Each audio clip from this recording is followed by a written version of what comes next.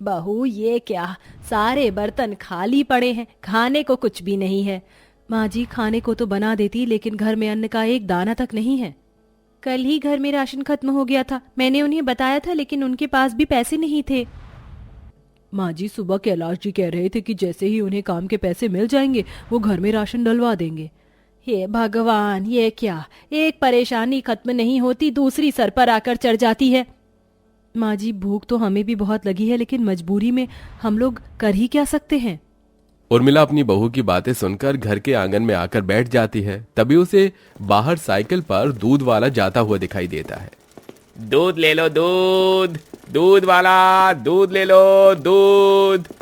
मोहन की आवाज सुनकर उर्मिला उसे आवाज लगाती है। अरे मोहन जरा रुक तो सही, हमें 1 लीटर दूध दे जा। अरे अम्मा दूध नहीं है। अभी तो चीख चीख कर गांव वालों को दूध बेच रहा था तू। हाँ तो उन्हें तो बेचूंगा ना। अरे तो मुझे बेचने में क्या दिक्कत है, पैसे बाद में ले लेना, खाते में लिख लेना। अरे अम्मा पहले नकद फिर उधार, और दूसरी बात यह है कि आपका तो अभी तक पिछला उधार ही मुझे वापस नहीं मिला, तो आगे का उधार कैसे मिलेगा। तुम जैसे लोग अगर और इस दुनिया में हो गए तो हम जैसे गरीबों का पता नहीं क्या होगा। जरा भी दया या इंसानियत नहीं है तुम्हारे अंदर। हमारा पूरा परिवार सुबह से भूखा प्यासा बैठा है। अरे हम जैसे गरीबों की मदद करोगे तो दुआ लगेगी, वरना हाय लगेगी। अरे ओ अम्मा, तुम तो हमें सुबह सुबह सुनाने ही लग गई हो। ये लो, ले जाओ दूध, कम से कम बद्दुआ तो मत दो। इस तरह उर्मिला मोहन से दूध लेकर घर में आ जाती है। घर के अंदर इतनी ज्यादा गर्मी थी कि थोड़ी देर दूध रखने के बाद ही वो फट जाता है। हे भगवान, ये क्या हो गया, जरा देखो दूध तो फट गया है। अब तो हमारी माँ जी हमें बहुत डांटेंगी। जब उर्मिला को यह पता चलता है कि गर्मी की वजह से घर में दूध भी फट गया, उर्मिला अपनी तीनों बहुओं से कुछ नहीं कहती। इसमें तुम्हारी कोई गलती नहीं है, गर्मी ही इतनी ज्यादा है, ऊपर से हमारे घर के अंदर एक फ्रिज भी नहीं है। फ्रिज होता तो ये दूध फटता नहीं। सोचा था दूध पीकर ही जैसे तैसे गुजारा कर लेंगे, लेकिन वो भी नहीं हो पाया। तभी दिव्या को एक सुझाव आता है। वो चूल्हा जलाकर दूध के पानी को जलाना शुरू कर देती है। पानी जलते जलते फटे हुए दूध से खोआ बन जाता है, जिसमें दिव्या थोड़ी सी शक्कर डाल देती है। दूध ना सही खोया ही सही, इसको खाकर हम थोड़ा गुजारा तो कर ही सकते हैं। अब तीनों बहू और सास खोया खा लेती हैं। जैसे जैसे दोपहरी होने लगती है वैसे वैसे मटके का पानी भी ठंडा होने की जगह गर्म ही हो जाता है। बहू 1 गिलास पानी तो लाना। लाती हूँ माँ जी। घर में सभी के चेहरे पर पसीने टपक रहे थे। गर्मी इतनी ज्यादा थी कि कई बार तो दिव्या को उल्टी भी हो गई थी। ऐसे ही प्रेरणा 1 गिलास मटके से पानी निकाल कर अपनी सास को देती है, तो इतना ज्यादा गर्म पानी उर्मिला से पिया नहीं जाता। हे भगवान, किस्मत ही खराब है, 1 गिलास पानी तक नहीं मिल सकता। काश के हमारे घर में फ्रिज होता माँ जी। हमारे पति इतना कमा ही नहीं पाते जिससे वो कुछ पैसा बचाकर एक फ्रिज खरीद सके। और पता नहीं ऐसी परेशानियों से हमें कब तक समझौता करना पड़ेगा। देखते ही देखते शाम हो जाती है। शाम को तीनों के पति थके हारे घर वापस लौटते हैं, लेकिन उनके पास उनकी मेहनत का 1 रुपया तक नहीं होता। आ गए आप?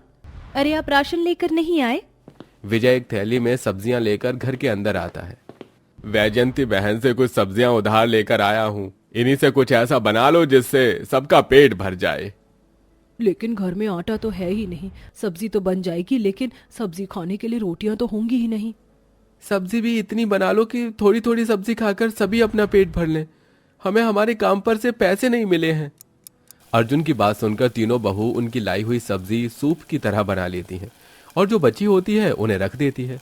रात को पूरा परिवार सब्जियों से ही पेट भरकर सो जाता है। अगले दिन जब सवेरा होता है तो रेखा बची हुई सब्जियों से फिर से सब्जी बनाने की सोचती है, लेकिन रात भर में गर्मी से सारी सब्जियां सड़ जाती हैं, जिसे देखकर रेखा को अपनी गरीबी और परेशानियां देखकर रोना आ जाता है। पता नहीं क्या हो गया है, इतनी गर्मी में हम लोग कैसे गुजारा करेंगे। काश कि एक फ्रिज होता, कम से कम चीजें इतनी जल्दी खराब तो ना होती। तभी घर के बाहर एक गाय की आवाज आती है। रेखा वो सभी सड़ी हुई सब्जियां लेकर घर के बाहर आती है। गाय माता, ये सारी सब्जियां तो सड़ गई हैं, अब तुम्हें मैं क्या खिलाऊं? लगता है तुम बहुत ज्यादा भूखी हो। रेखा को कुछ समझ नहीं आता। तभी उसे अपने घर के आंगन के बाहर हरी हरी घास दिखाई देती है। वो उन्हें तोड़कर अपने हाथों से गाय को खिलाती है। गाय माता, आप ये घास ही खा लो। आप तो ऐसी चीज खा लेती हो, लेकिन ये सब्जियां सड़ गई हैं, ये आपके पेट को खराब कर सकती हैं। इस तरह वो गाय घास खा लेती है। तभी वो गाय रेखा से कहती है, तुम बहुत अच्छी हो, तुम्हारा दिल बहुत साफ है, तुमने मेरी मदद की, इसलिए मेरा फर्ज बनता है कि अब मैं भी तुम्हारी मदद करूं। बोलो तुम्हें क्या चाहिए? गाय को बात करते हुए देख रेखा हैरान रह जाती है। कहीं मैं नींद में कोई सपना तो नहीं देख रही हूँ? क्या गाय माता सच में बात कर रही हैं? तुम सच देख रही हो, मैं सिर्फ उन्हीं लोगों से बात करती हूँ जो अच्छे लोग होते हैं। मैं एक वरदानी गाय हूँ। लगता है तुम्हारे घर में कोई फ्रिज नहीं है, तभी तुम्हारे घर का खाना पीना खराब हो रहा है। अब मैं तुम्हें एक ऐसी चीज दूंगी जिससे तुम्हारी ये परेशानी खत्म हो जाएगी। गाय आंगन में उग रही घास को अपने मुंह से काटकर रेखा को दे देती है। तुम इसे अपने घर के अंदर ले जाओ और इससे अपने लिए जरूरत की चीज मांगना। ये जादुई घास उसी चीज में बदल जाएगी। याद रहे, वो जो कुछ भी होगा घास का ही बनेगा। इतना कहते ही गाय वहां से एक रोशनी के साथ अचानक गायब हो जाती है। रेखा उस जादुई घास को घर के अंदर ले आती है और उसके बारे में अपनी सास और घर की दोनों बहू को भी बताती है। अगर तुम सच बोल रही हो तो फिर हम सभी इस जादुई घास से ऐसा क्या मांगे जो हमारे काम आ सकेगा? एसी मांगे या फिर एक बहुत बड़ा घर? हम इससे जो भी मांगेंगे वो घास से ही बना होगा, तो हमें इससे ऐसा ही कुछ मांगना चाहिए जिससे हम अपनी परेशानियों को खत्म कर सके और सुख सुविधा प्राप्त कर सके। दिव्या को ये कहने पर उर्मिला अपनी बहू दिव्या से कहती है, बहू तुम इस घास से एक फ्रिज क्यों नहीं मांग लेती? हमारे घर में फ्रिज की ही तो कमी है। माँ जी आपने बिल्कुल सही कहा। चलो अब मेरे साथ एक साथ बोलो, ए जादुई घास, हमारी जरूरत के हिसाब से इस घास को फ्रिज में बदल दे। रेखा के हाथ से घास हवा में उड़ती है, जिसके बाद उससे एक रोशनी निकलती है। रोशनी के चलते वहां घास से बना फ्रिज प्रकट होता है। ये तो चमत्कार ही हो गया। तुमने सही कहा था, ये तो सच में घास से बना फ्रिज है। पहली बार अपनी जिंदगी में ऐसा करिश्मा देख रही हूँ। क्या सच में ये फ्रिज चलता भी होगा? उर्मिला अपने ही हाथों से फ्रिज को खोलकर देखती है। जैसे ही फ्रिज खुलता है, उसके अंदर से ठंडी ठंडी हवा निकलकर बाहर आती है। साथ में फ्रिज खाने पीने की चीजों से भरा हुआ होता है, जैसे ठंडी ठंडी cold drink, cake, ice cream, rasmalai, gulab jamun. उसके अंदर खाने की बहुत सारी चीजें होती हैं। ऐसी खाने की चीज मैंने जिंदगी में कभी नहीं देखी। इन्हें देखते ही मेरे मुंह में पानी आ रहा है।